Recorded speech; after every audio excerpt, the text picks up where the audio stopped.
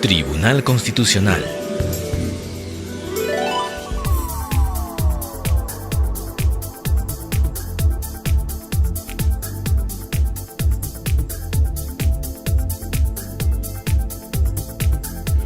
Audiencia pública de la primera sala del Tribunal Constitucional, Lima, 14 de marzo del 2013, presidida por el magistrado señor Juan Vergara Gotelli e integrada por los magistrados señores Fernando Calle Jayén y Ernesto Álvarez Miranda. Secretaria de sala, doctora Janet Otárola.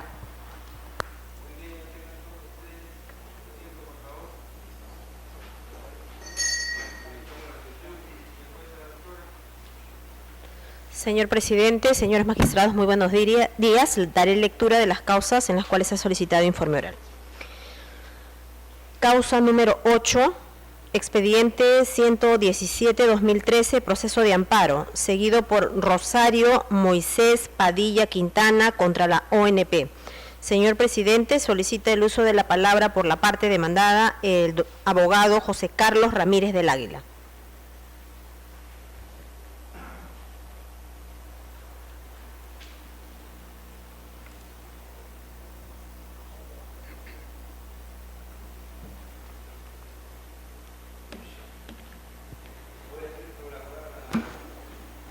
Muchas gracias, señor magistrado. Señor presidente, viene en grado de recurso de agravio constitucional la resolución del 20 de septiembre del año 2012, emitida por la Séptima Sala Civil. En el presente caso, solicitamos por parte de la ONP que se confirme este pronunciamiento que declara infundada la demanda por considerar de que el señor Rosario Moisés Padilla Quintana, en el presente caso, está solicitando la bonificación del 20% dispuesta por la 14ª disposición transitoria emitida por el decreto ley 19990. Esta bonificación complementaria, señor presidente, consiste en un otorgamiento equivalente al 20% de la pensión cuando se relaciona a determinados requisitos que el pensionista debe haber acreditado. En primer lugar, el pensionista debe contar con unas aportaciones a las cajas de pensiones de la Seguridad Social con 10 años hasta antes del año 73, que cuenten asimismo con 25 años o más de servicios a un mismo empleador o más, si fuese el caso del artículo 6 del decreto 17262, esto es el Fondo Especial de Jubilación para Empleados Particulares.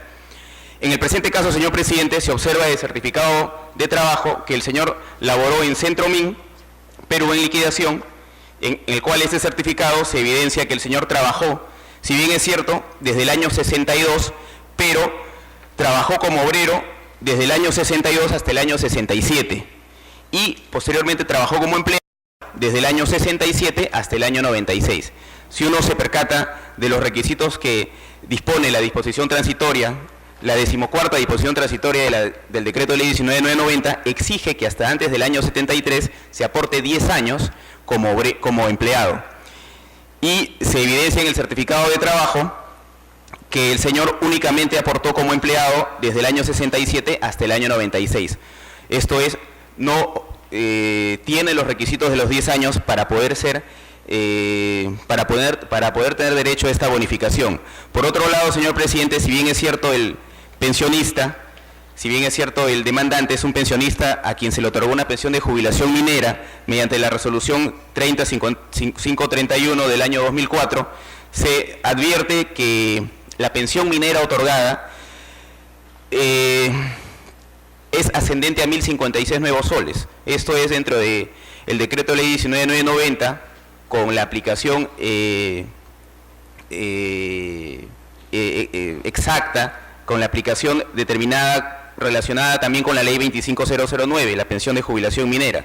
Y si uno advierte que en la 14ª disposición transitoria que otorga y que solicita este beneficio, se advierte que en el último párrafo de esta disposición transitoria se evidencia de que la bonificación en el supuesto de darse no puede exceder el tope determinado por el artículo 78 del decreto de ley 19990, y advirtiéndose que la resolución que le otorga pensión de jubilación minera al señor es ascendente a 1.056 nuevos soles, esto determina un tope pensionario que impediría que el señor, en el supuesto de que le correspondiera esta bonificación, no se le pueda otorgar. Entonces, en resumen, señor presidente, advirtiéndose de que el señor no aportó los 10 años hasta antes del año 73 como empleado y tiene una pensión de jubilación minera determinada por un tope ascendente a 1.056 nuevos soles, solicitamos que el tribunal, que este digno tribunal, confirme la resolución que declara infundada la demanda en relación a la solicitud de la bonificación del 20% dispuesta por la 14ª disposición transitoria del Decreto Ley 19.990.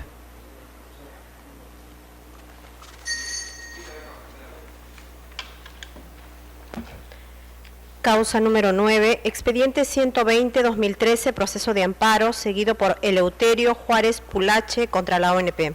Señor presidente, solicita el uso de la palabra por la parte demandada el doctor César Efraín Abanto Revilla, quien solicita acumulación para efectos de informe con la causa número 53.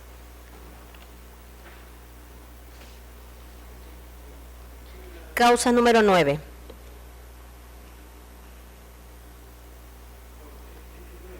Sí, solicita acumulación con la causa número 53. Sí, señor presidente. Señor presidente, señores magistrados, muchas gracias. Hemos solicitado la acumulación para efectos del informe en la medida que en ambos casos el demandado es la Oficina de Normalización Previsional. Sin embargo, las pretensiones son distintas. En el primer caso, en la causa número 9, el demandante, el señor, reclama el reconocimiento de aportaciones para efectos de acceder a una pensión de jubilación en el régimen general del Decreto Ley 19.990. En sede administrativa se le reconocieron 30 semanas de aportación. Sin embargo, él alega que ha trabajado 25 años, desde el año 60 hasta el año 82, para 7 empleadores.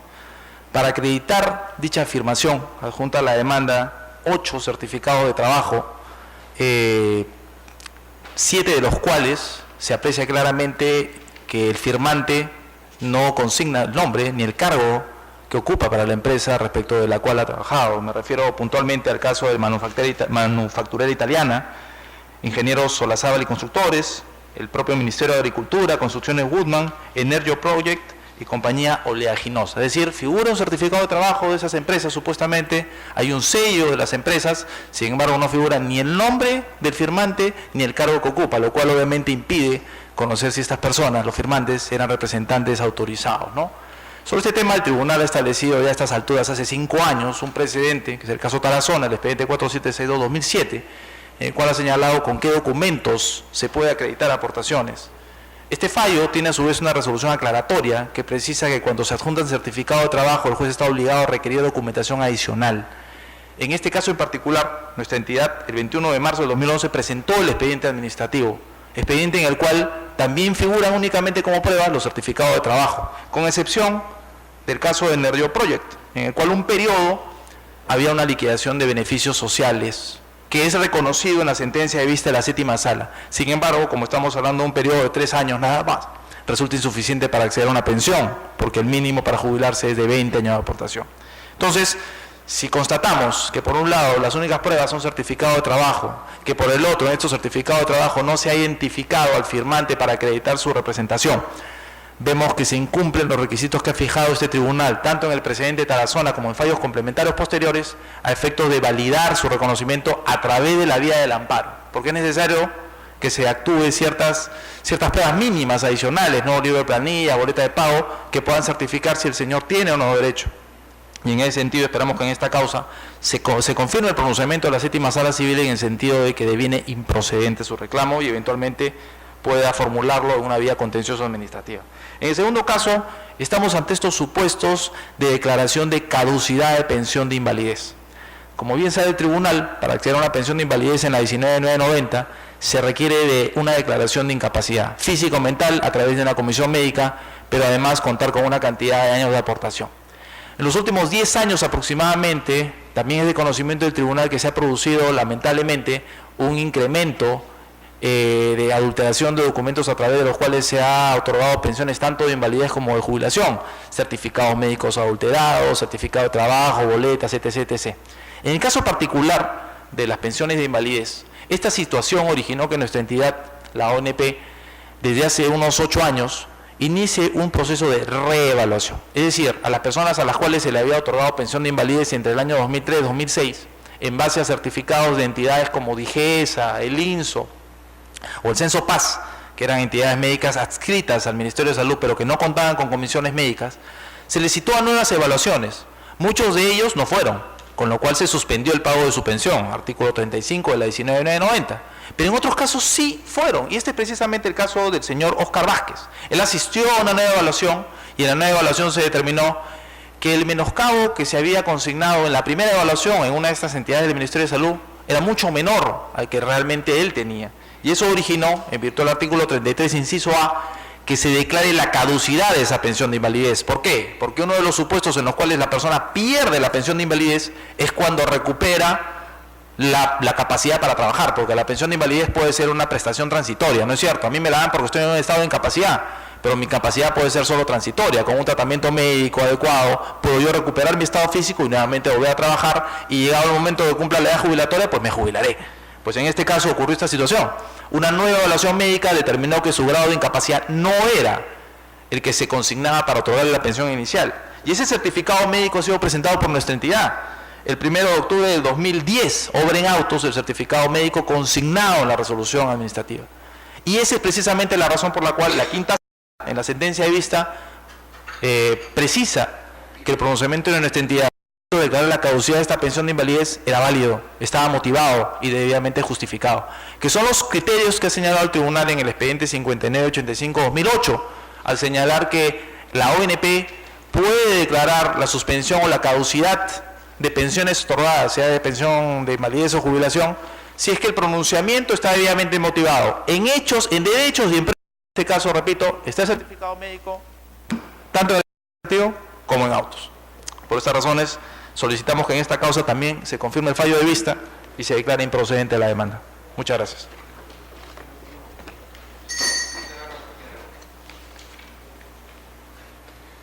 Causa número 16.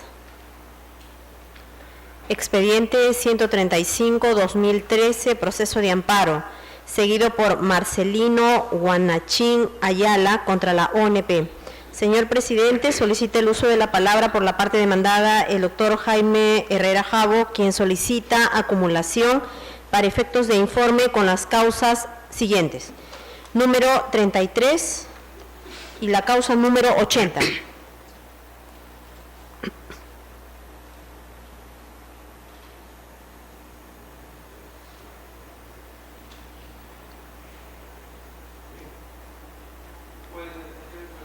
Con su venia, señor presidente y señores miembros de esta sala del Tribunal Constitucional, voy a referirme al primer proceso, la causa 135 de 2013. Es una pretensión de los alcances de la ley 23.908. Ya vuestro tribunal, en la sentencia del presente vinculante 5189-2005, ha establecido claramente los lineamientos por los cuales debe proceder la aplicación de la ley 23.908. Pero en este caso, el demandante, cuando solicita la aplicación de la ley 23.908, la ONP, en virtud del Decreto Supremo 150-2008, Economía y Finanzas, expidió el acto administrativo reconociéndole los alcances de esta ley 23.908. Sin embargo, el demandante, la primera instancia, luego de tener en cuenta el acto administrativo expedido por la administración, declara improcedente la demanda, pero el demandante apela, impugna, solicitando que se considere las tres remuneraciones mínimas vitales. Esto es materia de la sala civil de Lima declara confirmar la sentencia que declara improcedente, pero el demandante, justamente este es el agravio que trae al Tribunal Constitucional, las tres remuneraciones mínimas vitales. Pero para esto ya el tribunal, la sentencia 5189, ha sido claro, expreso y concreto en señalar que no procede tres remuneraciones mínimas vitales. Con relación al proceso 176 de 2013, es un proceso relacionado al reconocimiento de años de aporte.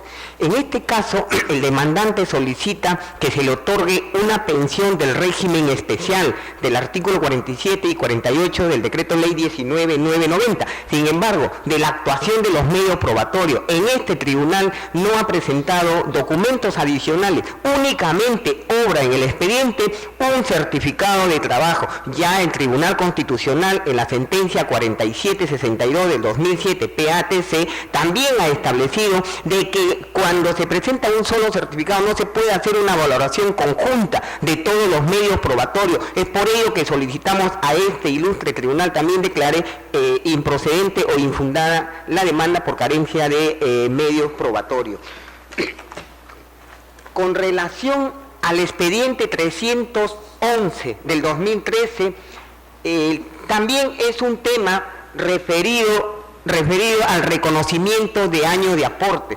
El demandante solicita que se le otorgue una pensión del régimen general del artículo primero del decreto ley 25967 y el artículo 9 de la ley 26504. Sin embargo, el demandante no presenta los medios probatorios suficientes. Tal es así que ha presentado un certificado de trabajo dudoso que ha sido sometido por la ONP a una pericia grafotécnica. Existe en el expediente, se ha anexado en el expediente el informe grafotécnico 1926-2010, donde el perito concluye expresamente que hay anacronismo en cuanto a la emisión anacronismo en cuanto a la expedición de este certificado de trabajo. ¿Por qué? Porque la acción del tiempo en el certificado, en el supuesto certificado de trabajo, no ha calado en efecto alguno, por cuanto se mantiene intacto como si se hubiera expedido últimamente. Entonces ahí aparece un anacronismo por haber sido elaborado posterior a la fecha de su emisión. Por esta razón, y no obstante que el documento se firmó hace 26 años, y concluye el perito de que no aparecen colonia de hongos en el documento para poder determinar y concluyen que efectivamente ahí hay adulteración y falsificación de este documento. Por estas razones, señor presidente, solicita que se declare infundada la demanda.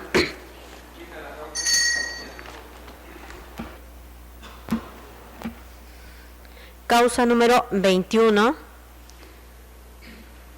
Expediente 150-2013, proceso de amparo, seguido por Jesús Daniel Benítez Coronel contra el Poder Judicial.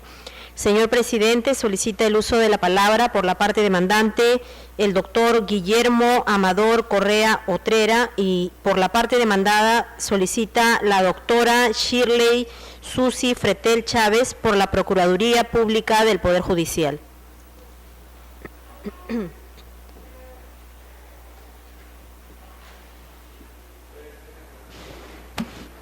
Señor presidente, señores magistrados, viene en agravio constitucional una resolución emitida por la Sala Constitucional de la Corte Superior de Lambayeque. Mi patrocinado, en primera instancia en su acción de amparo, interpuesto porque considera que se ha vulnerado su derecho al trabajo, la sentencia en primera instancia se declara fundada. El procurador de los asuntos concernientes al Poder Judicial presenta su recurso de apelación y en la expresión de agravios señala de que la vía de amparo no es la correcta, que esto tendría que verse en un proceso ordinario laboral. Ese fue el íntegro de su expresión de agravios. El artículo 9, señores magistrados, del título preliminar del Código Procesal Constitucional señala claramente de que los códigos procesales afines a la materia se aplican supletoriamente. El artículo 334, concordado con el artículo 366 del Código Procesal Civil, señala muy claramente de que una apelación puede ser total, puede ser parcial, y en el artículo 366 específicamente señala de que la expresión de agravios es el marco sobre el cual tiene que pronunciarse la sala revisora. Si en la expresión de agravios de la apelación se había pronunciado sobre un tema referido a que este no era la vía adecuada para atender este conflicto de intereses, revoca la apelada la Sala Constitucional manifestando que mi patrocinado no reunía los requisitos establecidos en el artículo 251 de la Ley Orgánica del Poder Judicial. Acá hay que señalar dos cosas. Primeramente, que mi patrocinado había suscrito con el Poder Judicial contratos de suplencia, es decir, contratos de una modalidad temporal. Esos contratos, señores magistrados, se refiere a que mi patrocinado suplía al doctor Harold Ortiz Carrasco porque este letrado había supuestamente sido designado como juez provisional. Ese es el fondo del asunto. ¿Pero qué resulta? Resulta que esos contratos que obran en autos, mi patrocinado no se quedó quieto y realizó las investigaciones pertinentes y solicitó un informe al área de personal de la Corte Superior de Justicia de Lambayeque. Y ahí le remiten a él la certificación de que esta persona que aparentemente mi patrocinado suplía con esos contratos temporales, nunca trabajó en la Sala Penal Liquidadora de Jaén. Porque este caso es un caso sobre un trabajador de mi patrocinado que labora como relator encargado en la Sala Penal Liquidadora de Jaén. Nunca ha trabajado. Esto, señores magistrados, acredita una sola cosa. Acredita lo establecido en el literal D del artículo 77 del Decreto Legislativo 728. Es decir, ha habido una simulación o fraude. Yo acabo de ver con profunda satisfacción que la Sala Constitucional ha emitido también una noticia de un caso parecido en la Corte de Ayacucho. Esto es algo similar. Si este señor nunca ha trabajado en la Sala Penal Liquidadora de Jaén, entonces ¿a quién suplió mi patrocinado? Evidentemente que a nadie. Y de conformidad con lo establecido en el artículo 77, como lo vuelvo a repetir, del Decreto Legislativo 728, ese contrato que era a plazo temporal se convierte a plazo indeterminado. Pero hay otra cosa importante, señores magistrados, y es que de Lima le remiten al presidente de la Corte Superior, y eso obra en autos, al presidente de la Corte Superior de Justicia de Lambayeque, y le señalan, dice, de que hay de la revisión del sistema de personal, WINSISPER, que son sus siglas, se advierte que la plaza 020-700 de relator, régimen laboral del Decreto Legislativo 700 indeterminado, se encuentra vacante y presupuestada. En ese sentido, a fin de cumplir con la ejecución del mandato judicial de conformidad con lo previsto en el artículo 4 del texto único ordenado de la Ley Orgánica del Poder Judicial, mi despacho ha dispuesto la asignación de la citada plaza al trabajador que es materia de este proceso. Esto, señores magistrados, yo lo considero como que es la reparación del agravio. Por tal motivo, acabo de presentar mi alegato en ese sentido. Yo considero de que se debe de obrar de conformidad con lo establecido en el segundo párrafo del artículo 1 de la ley del Código Procesal Constitucional, y que si el daño ha sido reparado, se ha acreditado en autos de que en realidad ha existido una simulación o fraude. Por lo tanto, estamos ante la vista de un contrato indeterminado por esas condiciones, se debe de revocar la sentencia de vista y declarar fundada la demanda de acción de amparo de mi patrocinado. Gracias, señores magistrados. Muy buenos días, señor presidente, señores magistrados de esta digna sala. vengo en representación de la Procuraduría Pública del Poder Judicial a fin de solicitar que se desestime el recurso de agravio constitucional presentado por la parte demandante con los siguientes fundamentos. Pues bien, de conformidad al artículo 4 del Código Procesal Constitucional, que ha establecido que las acciones de amparo contra resoluciones judiciales proceden cuando éstas tengan la calidad de firme y cuando vulneren los derechos constitucionales protegidos en contravención a la tutela procesal efectiva, que comprende el acceso a la justicia y el debido proceso. Pues bien, de los propios argumentos hablados aquí de parte del abogado, de la parte demandante, pues no existe tal vulneración de los derechos constitucionales alegados, pues toda vez que mi representada con el demandante suscribió contratos temporales, que por lo tanto tenían un inicio y tenían un fin. Por lo tanto, no se evidencia que existiera el derecho constitucional vulnerado.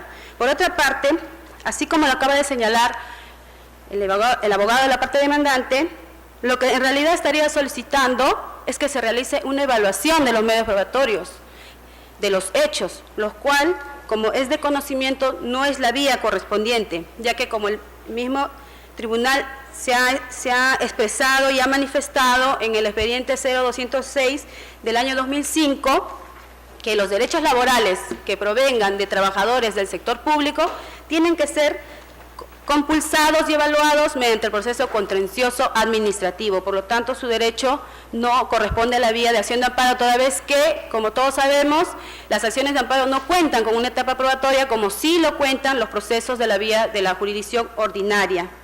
Asimismo, recalcar de que las acciones de amparo tienen un carácter residual, excepcional. ¿Qué quiere decir esto?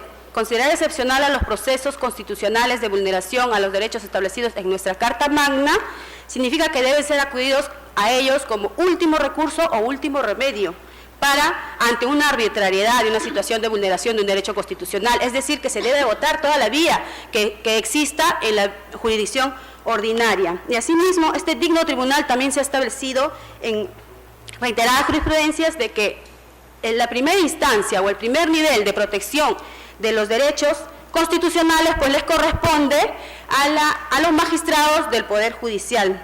Por eso, señores magistrados de esta digna sala, como verán, no existe la vulneración del derecho constitucional alegado por la parte demandante, por lo tanto solicito que se desestime el recurso de agravio constitucional. Sí, señor presidente, una cosa muy elemental.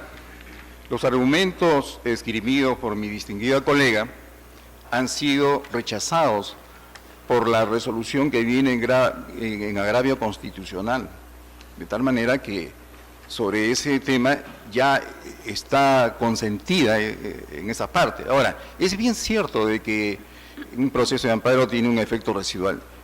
Señores magistrados, el día de ayer yo recién me he enterado de la existencia de esos documentos que los he acompañado a través de un alegato el día de hoy, de que esa persona a quien suplía mi patrocinado nunca trabajó en aquel lugar.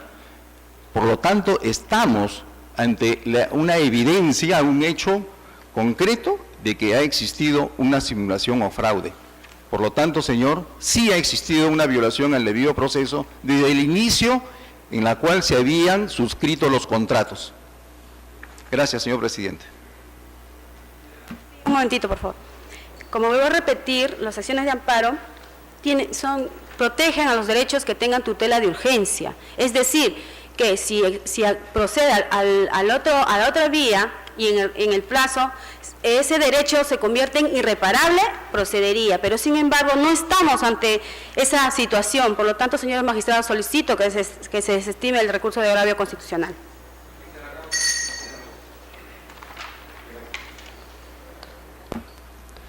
Causa número 35. Expediente 181-2013, proceso de habeas data, seguido por Primitivo Laureano Ceballos contra la ONP. Señor presidente, solicita el uso de la palabra por la parte demandada el doctor César Efraín Abanto Revilla. Señor presidente, señores magistrados, muchas gracias. Este caso, que ciertamente no fue acumulado con las otras causas, pese a ser también la demandada a la ONP, tiene una particularidad.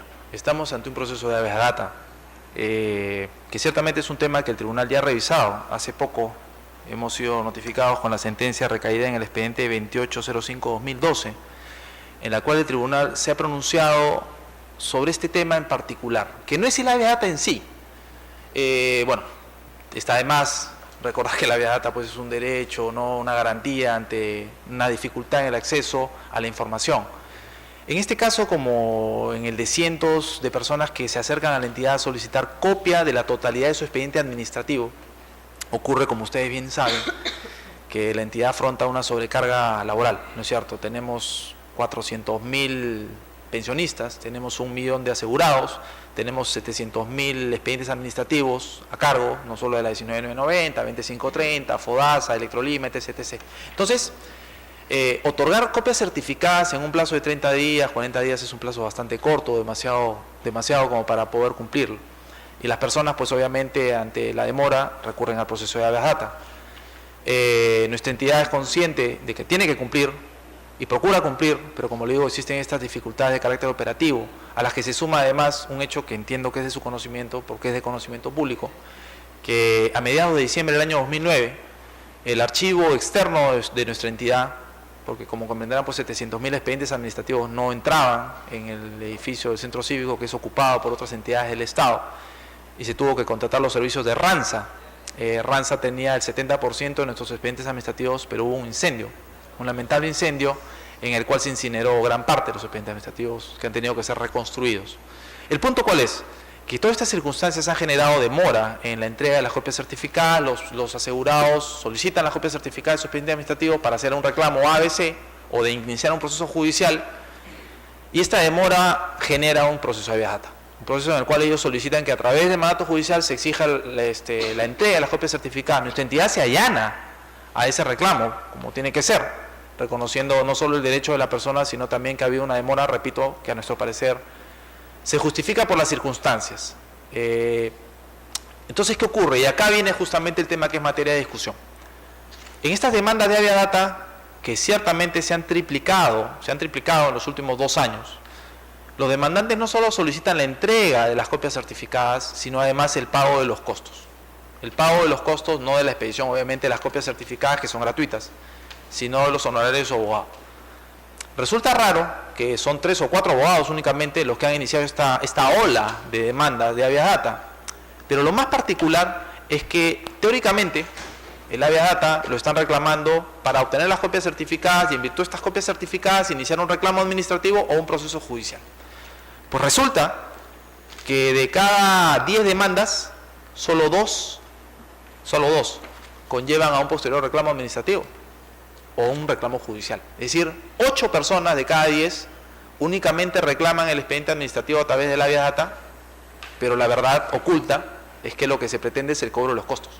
Entonces, durante una época, estoy hablando de 5 años atrás, habían posiciones encontradas a nivel de la Corte Superior de Lima. Algunas cortes, algunas salas civiles disponían que se otorgue el pago de los costos. ¿Por qué? Porque el artículo 56 del Código Procesal Constitucional señala expresamente que el Estado puede ser condenado al pago de los costos en los procesos constitucionales. Sin embargo, como consecuencia, repito, de este incremento, este triple de demandas de habeas data, y como consecuencia de los allanamientos, lo que nuestra entidad invocaba era la aplicación del supuesto de exoneración del artículo 413 del Código Procesal Civil, que se aplica de manera supletoria, obviamente, a los procesos constitucionales, pero que se aplica además de manera particular en el caso de los costos. Porque si bien el artículo 56 establece expresamente el Estado puede ser condenado al pago de los costos, el propio artículo 56, a su vez, señala que en aquello que no esté expresamente establecido en esta ley, en el Código Procesal Constitucional, los costos se regulan por los artículos 410 al 419 del Código Procesal Civil. O sea, además de esta aplicación supletoria que establece el Código Procesal Constitucional, en cuanto al tema de los costos, hay una remisión expresa y directa a los artículos 410 a 419 del Código Procesal Civil. ¿Por qué? Porque el Código Procesal Constitucional únicamente dice el Estado puede ser condenado al pago de los costos. Es decir, hay una regla general. Si tú, Estado, eres demandado en un proceso constitucional, puedes asumir los costos, que es una exoneración que existe en el Código Procesal Civil, pero en el Código Procesal Constitucional no. ¿Por qué? Porque obviamente hay una afectación a un derecho fundamental. Pero el propio artículo 56, que prevé esta regla general de condena de los costos, prevé más abajo, en su último párrafo, que en los aspectos no contemplados en ese artículo, nos remitimos al 410 a 419 del Código Procesal Civil. El artículo 56 no contempla una regla respecto del tema del allanamiento. No lo contempla. El 413 sí. El 413 dice, oye, si tú te allanas... Señor abogado. Sí, dígame, doctor. El doctor Calle le quiere hacer una pregunta. ¿Cómo no? Gracias, presidente. Abogado. A ver, usted nos está diciendo, ustedes han llegado acá solamente por los costos. Ahora dígame, sí está bien, usted quiere aplicar supletoriamente el Código Procesal Civil en cuanto a que si se han allanado, quiero creer, están exonerados los costos. Eso es lo que usted nos está solicitando. Está justificando el hecho de la acción por la rémora del incendio, etcétera, etcétera. ¿Cuánto tiempo después de los 30 días de vencido se ha presentado, en este caso específicamente, este amparo? Si me permite. Esta habeas data. Sí.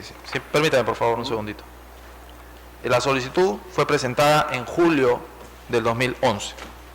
En julio del 2011, la persona recurrió al Poder Judicial, perdón, a la entidad para pedirlo. En diciembre del 2011, nosotros hemos presentado a nivel judicial el expediente administrativo. Y la demanda fue elaborada en agosto. El habeas data. El habeas data, la demanda de datos. O sea, en junio solicita a la entidad copias certificadas. No se le entrega. En agosto, mes y medio después, presenta la demanda. Y en diciembre nosotros presentamos los documentos en sede judicial. ¿Cuántos miles de ciudadanos le solicitan las copias? Que obviamente hacen su pago para ello. No hacen pago, si me permite. Está exonerado. Solicitan? No tengo la cifra exacta. No tengo la cifra exacta. Lo que sí le puedo asegurar es que en los últimos 2 años, estamos hablando de 2011 y 2012, las demandas y reclamos de habeas data se han triplicado. También bueno, le puedo pero también el habeas data se ha triplicado como consecuencia de que no le entregan oportunamente, como dice usted, y seguramente por una recargadísima labor que tiene la ONP. Pero 60 días, ¿no cree que para sacar unas copias a algún personal sería suficiente? Doctor, como le mencionaba hace un momento... No estoy dentro de ese monstruo de la ONP, pero debe tener una carga tan fuerte. Claro, el problema, como le digo, es primero ubicar el expediente administrativo dentro de un universo de 700.000 legajos. Luego hay que fotocopiarlo. Una parte está en la oficina del centro cívico, otra parte estaba en Ranza, ¿no es cierto?, que era el gran grueso, pero incluso hay expedientes administrativos cuando se trata de asegurados o pensionistas de provincia que han sido derivados a las coordinadoras departamentales de todo el Perú. ¿Por qué? Porque hace 5 años, como consecuencia de la reestructuración de la ONP, se le otorgó, para efectos de agilizar los procedimientos administrativos, facultad de primera instancia a las coordinadoras departamentales, porque mucha gente decía, solo si me permite para completar la idea, hay expedientes administrativos también en provincias. Entonces, la gente demanda en Lima, porque nuestra sede principal está en Lima, y hay que traer el expediente administrativo de provincia. Claro. Entonces, sentencian el habeas data a favor del, como no hay otra duda. Sí. ¿Cuándo lo sentencian a este señor y le ordenan a la ONP que le entreguen sus copias certificadas? ¿Quiere usted la fecha de la sentencia? Sí, porque ustedes se han allanado. Le digo por qué, pero ahorita le voy a decir por qué. ¿Cómo no? Fecha? A ver. La sentencia de primera instancia es de diciembre del 2011, el 29, o sea... 29 de diciembre del 2011, en el que ya ustedes se habían allanado. Por supuesto. Entonces, pues, sin embargo, en mérito del allanamiento, dan por terminada la acción y ordenan que se le entreguen las copias, fundada la acción de habeas data. Así es. Ya no estamos hablando de agosto, ¿no? ¿Ya le habían entregado para eso las copias? El 15 de diciembre, o sea, 14 días, 2 semanas antes de la sentencia, ya nosotros habíamos presentado el expediente administrativo, está en autos, 15 de diciembre de 2011. Bueno, ya han tomado ya varios meses, ¿no? Bueno, en junio fue la solicitud primigenia del expediente administrativo ante la entidad, ¿no? Bueno, eso quería hacer. Vamos a estudiar pues la supletoriedad que usted nos está solicitando para el efecto de los costos. Yo le suplicaría, si me permite, para tratar de completar el informe, justo algo que usted mencionó, doctor. Nosotros estamos acá en un recurso de agravio constitucional discutiendo el pago de los costos. El Tribunal Constitucional en el año 2007, en el expediente 28277, se pronunció, ¿no?, sobre el tema de la naturaleza del agravio. Posteriormente hubo un fallo complementario, el 48344, que el tribunal, ya con esta conformación, lo modificó, porque ese fallo definía cuál es la finalidad del recurso de agravio, incluso en un aspecto que para muchos era cuestionable, habilitaba incluso al Estado, siendo demandado, a interponer el recurso de agravio contra lo que dice el Código Procesal Constitucional. Y aquí iba con esto. En esas sentencias, en ambas, el Tribunal Constitucional señaló algo que es precisamente lo que usted mencionaba. Para recurrir al Tribunal Constitucional a través de un recurso de agravio, el hecho, materia del recurso, debe ser un tema, materia de discusión constitucional, debe tener un anclaje a un derecho fundamental. Yo me pregunto, ¿el costo, los pagos de los honorarios del abogado, es un derecho o es un hecho con contenido constitucional? El hecho de que 8 de cada 10 personas que demandan el habeas data no formulen un reclamo posterior ni administrativo, no nos está mostrando una realidad, al igual que hace 5 años mostró la realidad de que había verdaderas falsificaciones de firmas y documentos a nivel nacional.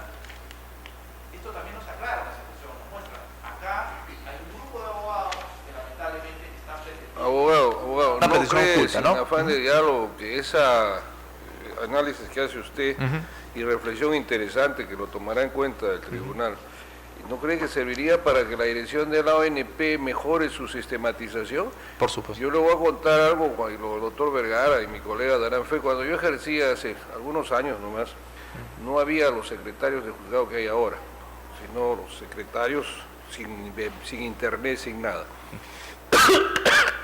Y en su despacho había 3.000 expedientes. Sí.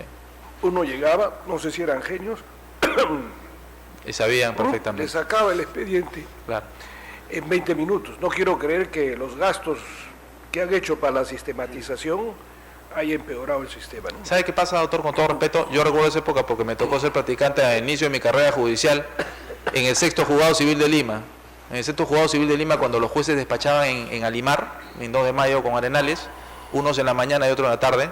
Recuerdo haber visto al doctor Vergara en alguna oportunidad pasar por esos despachos. Y cada secretario tenía que traer sus expedientes en un taxi desde cualquier parte de Lima, ¿no es cierto? Pero era diferente porque ellos tenían los expedientes a su costado, ¿no? Y como usted bien señala, necesito el expediente de Juan Pérez. Ah, ya, está para acá. Entonces acá o está para sentenciar. Tenían un conocimiento directo. En este caso, recuerda usted que somos una entidad lamentablemente monstruosa, como usted lo señala, en tamaño, ¿no es cierto? Cada vez más funciones y cada vez menos personal. Entonces, lamentablemente, el área de asesoría jurídica que tiene a su cargo los procesos no tiene los expedientes al costado. Están en un área dentro de la entidad, en otro edificio, y como le digo, el 70% está afuera, en Rance, en el Callao. Póngale usted unos kilómetros. Pero totalmente de acuerdo en el sentido de que, como consecuencia del incremento, se ha iniciado el año pasado todo un procedimiento, un concurso público a efectos de conseguir, y tuvo que lamentablemente ser una tercera convocatoria porque no había gente interesada. Fotocopia, única y exclusivamente, si me permite, para el fotocopiado de expedientes. Bueno, gracias, presidente. Muchas gracias.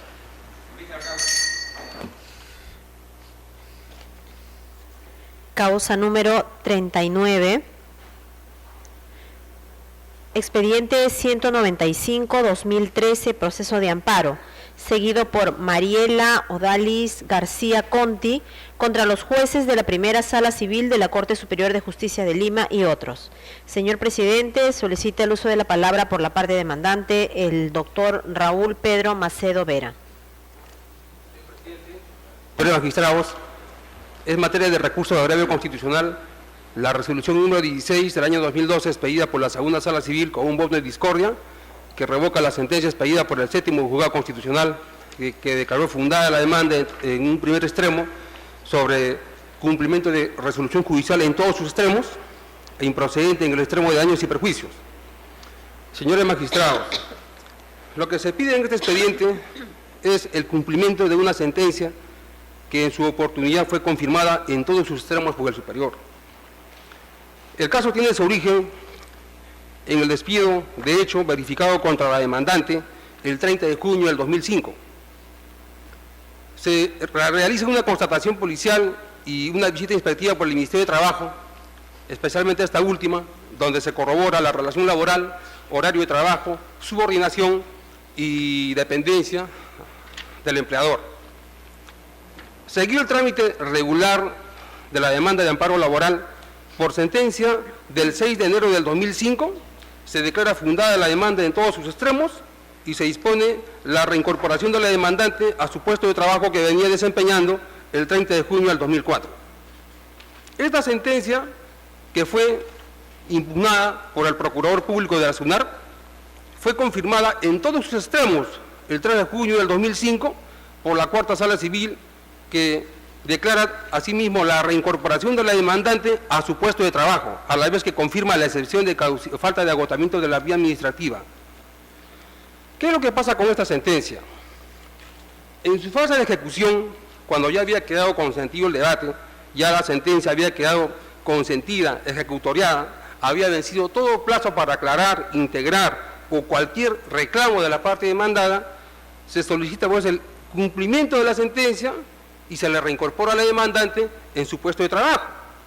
Pero aquí ocurre un problema, que la demandada pretendió, y lo logró, que la demandante se la reincorpore como locadora de servicios.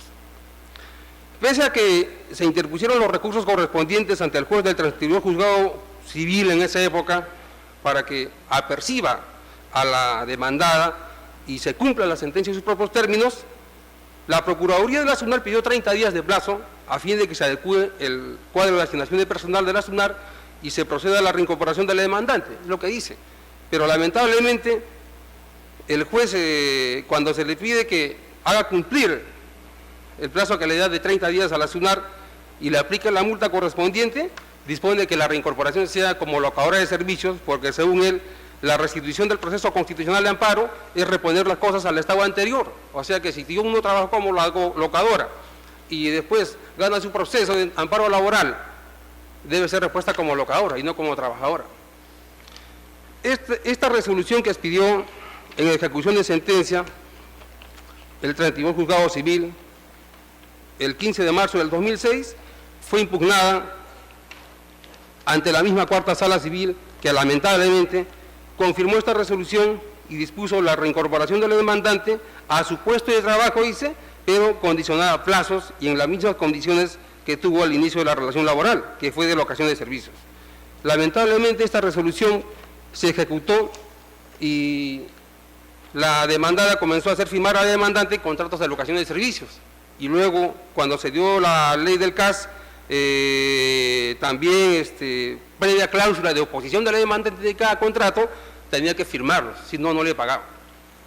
La decisión de la Cuarta Sala Civil en última instancia decidió de que la demandante siga su reclamo en la vía ordinaria laboral. Se siguió este reclamo, lamentablemente, debido a que la demandada arguía de que la demandante nunca tuvo relación laboral, no ofrecía medios probatorios, dilató el proceso, enredó el proceso a tal extremo que el juez laboral declaró improcedente a la demanda porque el amparo era cosa juzgada. Se apeló a la sala, se revocó la sentencia, el proceso siguió desde el año 2006 hasta el año 2010 aproximadamente, en que el procedimiento laboral se convirtió en un infierno para la demandada. Se le hostigaba, amenazas de despido, contratos de un mes, contratos de 2 meses, hasta que en junio del 2010 se le pretendió firmar documentos para su plena sujeción al contrato CAS y debido al estrés, a las humillaciones y a una situación pues tensa que se vivía entre la demandante y la demandada debido a este reclamo laboral, a este proceso que lo había ganado, tuvo un problema personal que está descrito en el expediente que ya lo van a leer ustedes, referido a la concepción de un hijo. Debido a este problema, señores, es que en el año 2010 se interpone otro proceso de amparo. Otro proceso de amparo exigiendo que se cumpla la sentencia primigenia que expidió el 32 Juzgado Civil y que fue confirmada por la Cuarta Sala Civil en todos sus extremos. ¿Por qué? Porque era cosa juzgada. Esa sentencia debió cumplirse, como yo lo ha dicho el Tribunal Constitucional desde el año 2003, como trabajadora. Todas las sentencias que ha sacado el Tribunal Constitucional en materia de amparo laboral, no he visto ni una, porque he leído centenares, donde disponga de que se le reincorpora a la demandante como locadora. La demandada interpuso una excepción de caducidad y prescripción, fue declarada improcedente, y esta excepción fue confirmada por la Segunda Sala Civil. El juez declaró fundada la demanda, nula las resoluciones expedidas en ejecución de sentencia por la Cuarta Sala Civil y el 32 Juzgado Civil. Estamos hablando de la resolución del 15 de marzo del 2006 y la resolución del 2 de junio del 2006.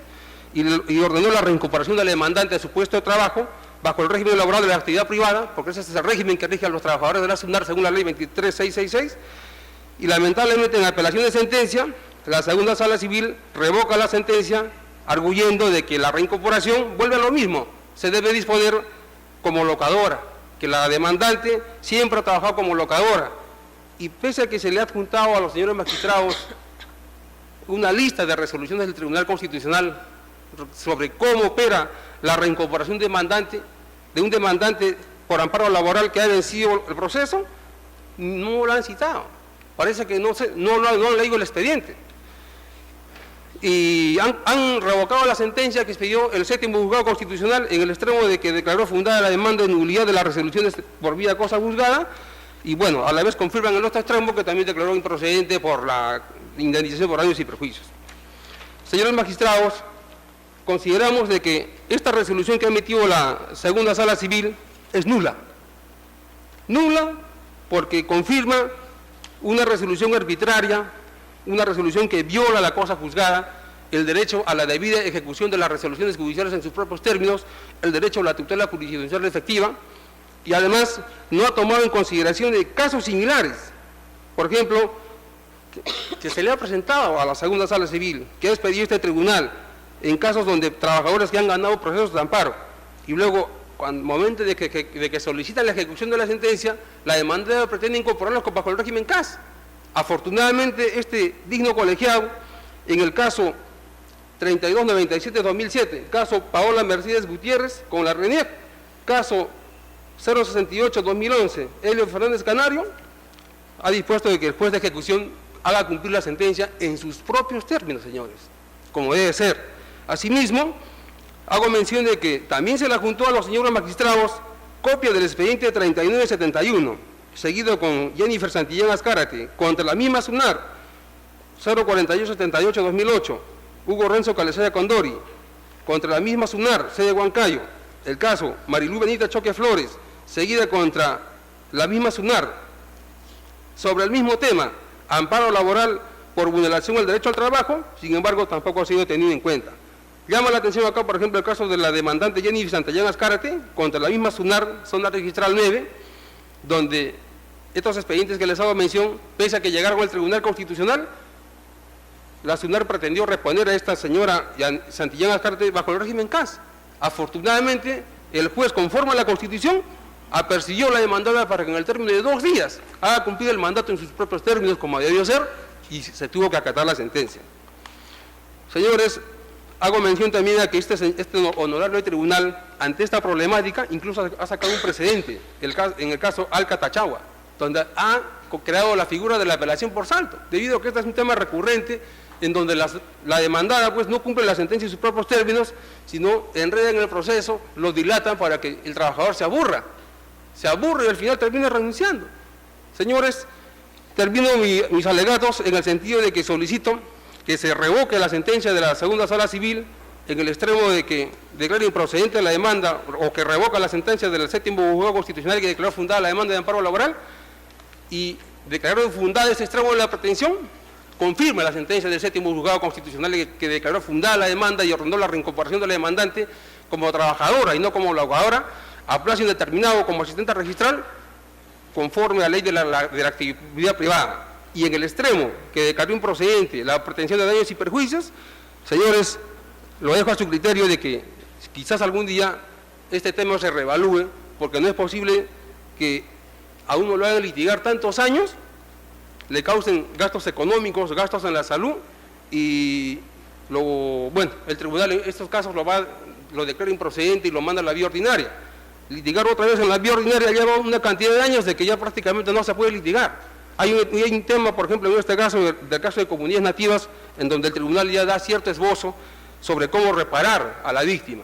En todo caso, señores, esto lo dejo a su criterio, pero el otro extremo de la reincorporación laboral y la nulidad de las resoluciones de la cosa juzgada, señores, solicito que se tenga en consideración la amplia jurisprudencia que ha emitido el Tribunal Constitucional, tanto desde el año 2003 como los últimos recientes del año 2011, señores, sobre amparo laboral contra los empleadores. Es todo, señores. Gracias.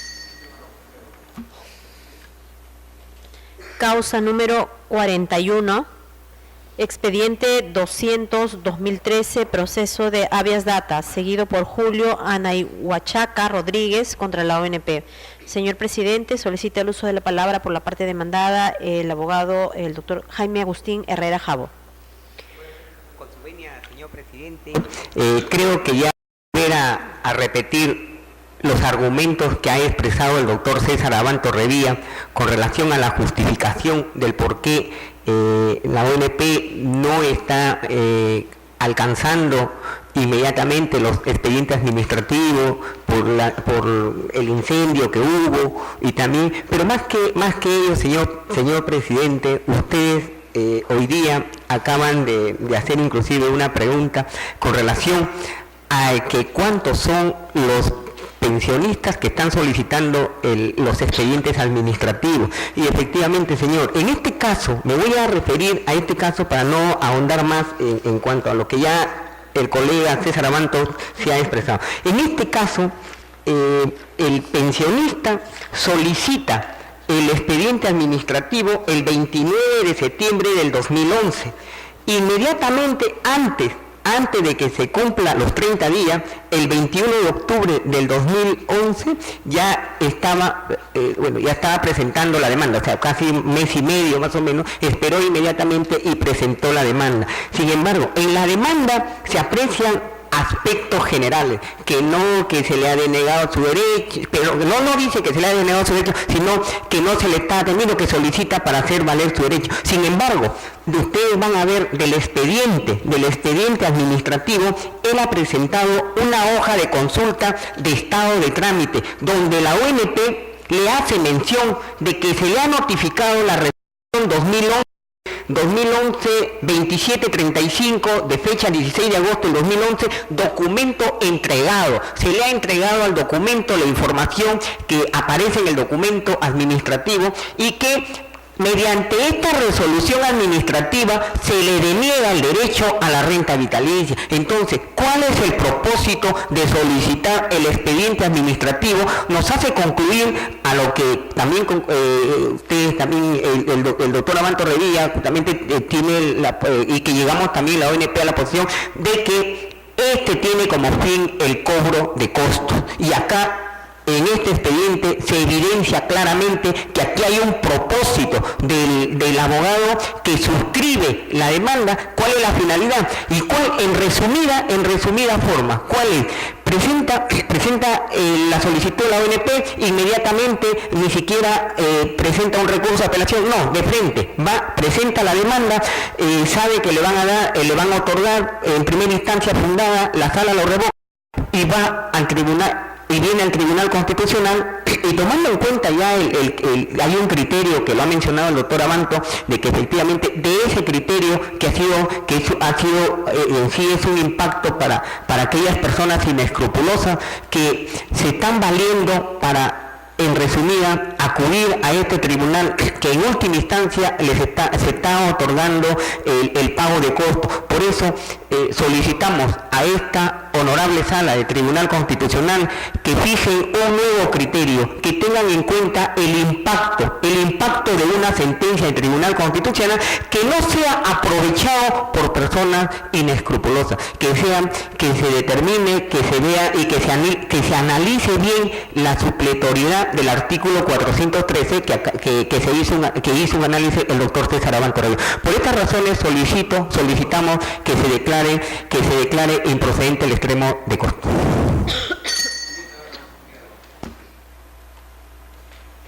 Causa número 69. Expediente 285-2013, proceso de amparo, seguido por Patricia Mariela Arroyo Alfaro contra el Seguro Social de Salud, Salud Huancayo. Señor presidente, solicita el uso de la palabra por la parte demandante el doctor Carlos Manuel Misari Argandoña. Bueno, viene en grado de recurso de grado constitucional interpuesto por mi patrocinada Patricia Mariela Arroyo Alfaro contra la sentencia expedida por la segunda sala mixta de Huancayo, Corte Superior de Justicia de Junín, que resolvió confirmar la sentencia del ACUO y declaró infundada la demanda de autos, la misma que versa sobre acción de amparo laboral, y que solicito a este prestigioso Tribunal Constitucional la justa revocatoria con mejor estudios de autos.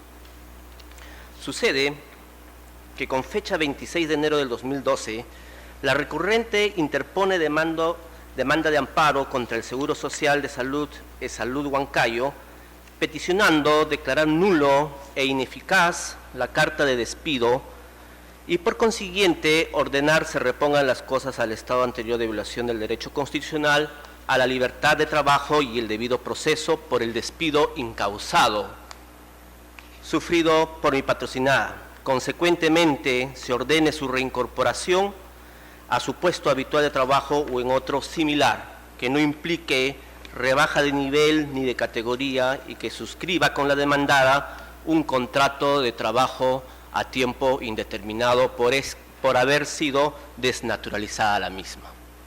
Muy bien. ¿Qué sucede, señores magistrados? Sucede que en la sentencia, en primera instancia, como en la segunda, no se han establecido muy bien los parámetros a lo que nosotros estamos solicitando. Por tanto, las sentencias en primera y en segunda instancia no han sido valorados tanto en los fundamentos de hecho, mucho menos han sido corroborados con nuestras con nuestros documentos pertinentes que acreditan estos supuestos de hecho, y mucho menos no han llegado a la conclusión si se desnaturalizó o no se desnaturalizó este contrato de suplencia, que en nuestra opinión es el quid del asunto para poder resolver esta litis con justicia. Para ello, voy a argumentar dos puntos fundamentales de la interposición de la demanda en la que vamos a poder observar si ha venido o se ha desnaturalizado este contrato de suplencia firmado o celebrado entre las partes. Bien, el punto número 1, sucede que con fecha 18 de abril del 2011, Salud de Huancayo publicita un aviso de convocatoria para proceso de selección de personal por suplencia para la red asistencial Junín, mediante el cual se deberían de cubrir diferentes plazas, entre ellas bachiller profesional, analista programador y chofer de ambulancia. Todo ello queda acreditado en nuestro anexo 2A. Por ello, la actora, la recurrente, decide inscribirse en el mencionado proceso de selección de personal por suplencia para salud, para el cargo bachiller profesional con código de cargo P3BP, para la dependencia Oficina de Coordinación de Prestaciones y Atención Primaria. Esto queda acreditado en nuestro anexo 3A. ¿Pero qué sucede?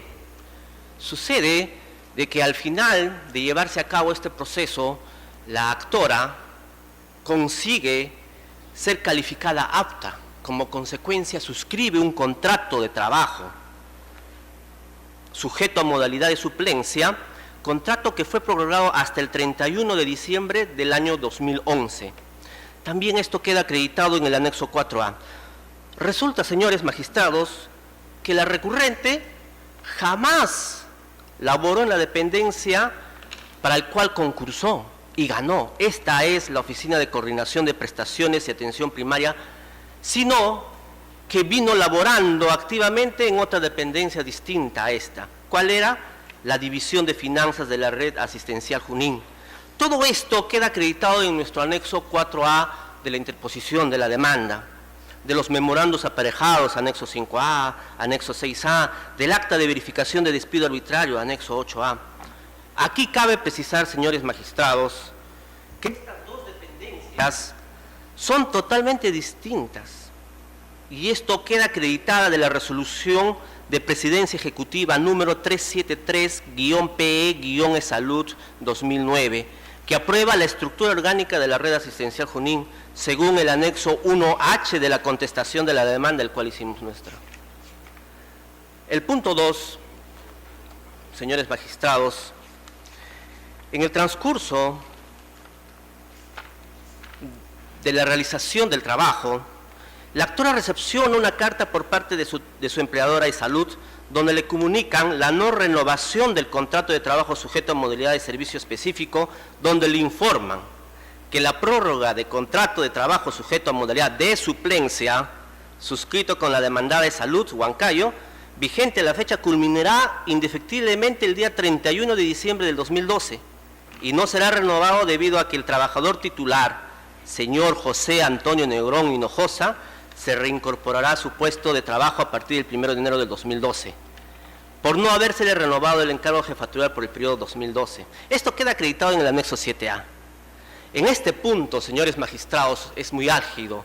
Tenemos que tener presente que en este proceso de selección de personal por suplencia para la red asistencial Junín, específicamente para el cargo de bachiller profesional y para la dependencia, Oficina de Coordinación de Prestaciones de Atención Primaria, se creó porque el titular de dicha dependencia, este señor José Antonio Negrón Hinojosa, fue sustituido en sus funciones para ocupar otro por encargo de confianza mediante resolución 576 de Salud 2011. Ello queda acreditado del mismo contrato de trabajo sujeto a modalidad que suscribió mi patrocinada, según el anexo 4A. ¿Pero qué resulta acá? Resulta que la demandada, Salud Huancayo, oculta en ese contrato de trabajo sujeto a modalidad de suplencia, es que el titular de dicho puesto de trabajo, el señor José Antonio Negrón Hinojosa, laboraba efectivamente en la Oficina de Coordinación de Prestaciones y Atención Primaria, y que al momento de su reincorporación, esto ya es en el año 2012, a su puesto de trabajo retornó, obviamente, a la Oficina de Coordinación de Prestaciones y Atención Primaria. Como se ha acreditado documentalmente, con la planilla de pago de remuneraciones en fojas 2 correspondiente al mes de enero del 2012 como anexo 14A y con la planilla de pagos de remuneraciones en foja 1 correspondiente al mes de febrero del 2011 anexo 15A. Estos anexos se encuentran insertadas en mi escrito con sello de recepción del 24 de abril del 2012. Por ello, es fácil de inferir que la compareciente nunca sustituyó en sus labores al servidor titular don José Antonio Negrón Hinojosa. Por eso, podemos concluir fundamentalmente en dos puntos. Que si observamos la estructura orgánica de la red asistencial Junín, se desprende que la Oficina de Coordinación de Prestación y Atención Primaria depende de la Gerencia de Red Asistencial. En cambio, la Oficina de División de Finanzas pertenece a la Oficina de Administración, lo que implica que tanto la Oficina de Coordinación de Prestaciones y Atención Primaria y la Oficina de la División de Finanzas son totalmente distintas. Es decir, la accionante postuló y ganó el concurso para trabajar en la dependencia de la Oficina de Coordinación y Prestaciones de Atención Primaria como suplente, supuestamente, de don José Antonio Negrón Hinojosa. Sin embargo, cuando se fraccionó el contrato de trabajo sujeto a modalidad de suplencia, contrato número 020-GRAG-Salud-2011, se le encargó funciones en la dependencia de la Oficina de División y Finanzas. Y además, la compareciente jamás sustituyó en sus funciones al trabajador titular, señor José Antonio Negrón Hinojosa, puesto que este señor no era titular de la Oficina de División y Finanzas donde laboró la compareciente, sino que laboró en la Oficina de Coordinación de Prestaciones y Atención Primarias, lugar donde jamás laboró mi patrocinada, menos aún nunca sustituyó al trabajador titular, señor José Antonio Negrón Hinojosa. Por ello, todos estos hechos configuran o calzan dentro del artículo 77 del Decreto Supremo 003-97-TR, Ley de Productividad y Competitividad Laboral, asimismo dentro del artículo 61 del mismo cuerpo de leyes. Eso es todo cuanto puedo informar, señores magistrados. Gracias. Causa número 76. Expediente 302-2013, proceso de amparo, seguido por Gestiones y Recuperaciones de Activos S.A., contra la Superintendencia Nacional de Administración Tributaria, SUNAT. Señor presidente, solicita el uso de la palabra por la parte demandada el doctor Freddy Urquía Sánchez. Muchas gracias, señor presidente. Señores magistrados, tengan ustedes muy buenos días.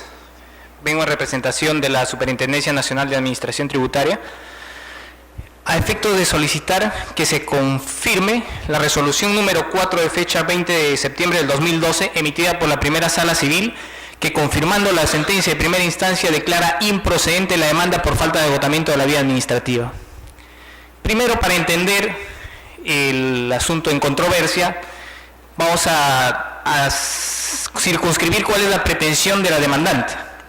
La demandante pretende a través del presente proceso tres cosas: que se declare inaplicable a su caso la resolución de superintendencia número 175/2007, que se deje sin efecto las resoluciones fictas denegatorias de sus solicitudes de compensación presentadas con fecha 15 de junio del 2006 y 25 de abril del 2007, en aplicación de la única disposición complementaria transitoria de la citada resolución de superintendencia. Y por último, que se declare, a través de este proceso, que se declare compensada su deuda por RITAN de los ejercicios 2005, 2006 y 2007 con el supuesto crédito por saldo a favor del impuesto a la renta del ejercicio 2004.